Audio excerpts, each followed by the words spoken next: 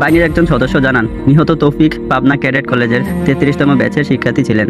সম্প্রসারিত বিবাহ বন্ধনে আবদ্ধ হয়েছিলেন তিনি। আজকের দিনটি হতে পারত পাইলট লেফটেন্যান্ট তৌফিকের জীবনের সবচেয়ে সুখের দিন।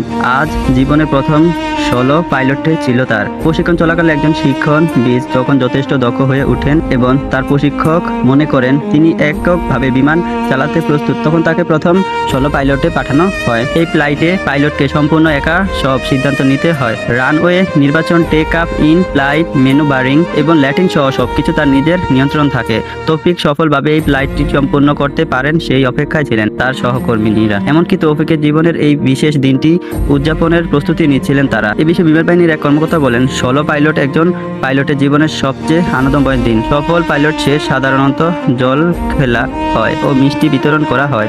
আজ রাতে তৌফিকের জন্য এমন আয়োজন প্রস্তুতি নেওয়া হচ্ছিল। কে জানতো মাইল ফলক অর্জনের এই দিনটি তৌফিকের জীবনের শেষ দিন।